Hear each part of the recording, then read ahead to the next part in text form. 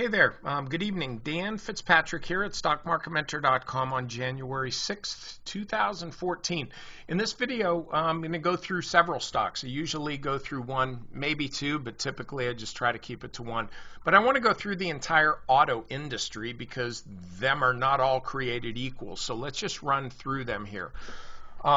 First of all, Ford, you can see the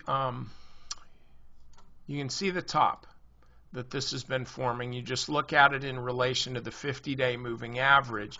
It's gone from being kind of decisively above it to now decisively below it. And so I don't think this works right now. We can look at the weekly chart. You can see something differently and say, oh, okay, well, it looks like it's bouncing off of 15. Okay, that's fine, but that's not my time frame for this. Now, look at GM. This actually works a little better. It's in a more pronounced uptrend. Support right a little bit below the 50-day moving average, 38.69, 38.79. Let's call it $39 is where you've got support. So GM works. How about Tesla for all you Teslonians?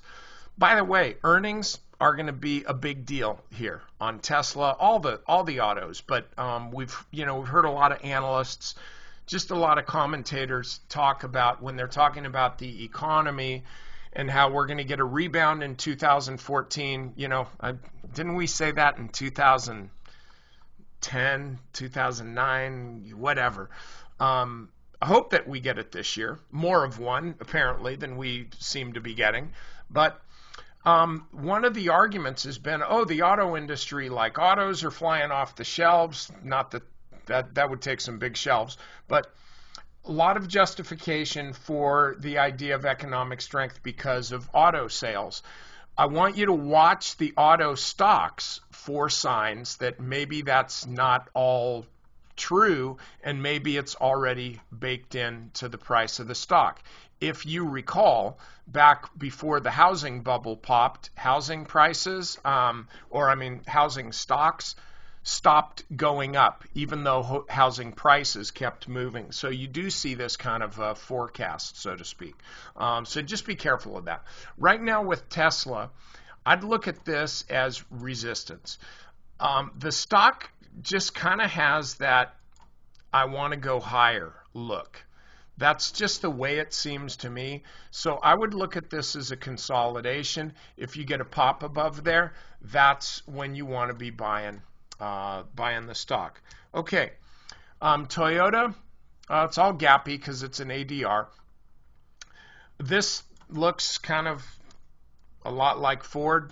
It's just not working for me, so I wouldn't be looking for Toyota right now. Tata Motors, love the name. I was going to just say something about whether the auto dealership was next to a strip club, but I'm not going to say that. That's probably over the line. But anyway, the thing is, this is in a sideways trading range. It's not a volatility squeeze. There's not that much going on. You could maybe trade this kind of for a range-bound thing, but this is not really working for me either. I really think, at least so far, your best shot is GM, and then perhaps Tesla if that's the way you roll. CarMax, this is not working. Heavy volume, or I should say heavier than we've seen anyway, on this distribution day, so I would not be into CarMax. Lear Corporation, maybe it pops higher from here. Don't be too bearish about this just because it looks, kind of like it's rolled over. Because it's still at the 50-day moving average, and don't forget this. Stock traded sideways, kind of like this is doing before ultimately moving higher. It's done this here. This is a little sloppier, but you get the point. So really what's happening is Lear, let's use the right symbol here. Lear is pretty much just doing the same thing that it's always done. So what I'd suggest doing if you're long this stock and it is trending higher, keep your stop right there. If it falls into the red box, you probably don't want to be long the stock. Okay, BorgWarner. Split 2 for 1 here? Yeah, split 2 for 1 here. Stock still above that split price. This is what I like to see because it just gives me the sense that there's still demand for the stock even though the liquidity has doubled. Enough demand to push the price higher. So this is one you want to stay long. And then finally, BIT Auto Holdings, Chinese auto advertising. It's, look, it's on the internet, but it's the way I look at it is it's the Chinese automotive tell here. So this is also in an uptrend. There's your support right there. If I was a betting man, I would bet that the stock is going to go higher.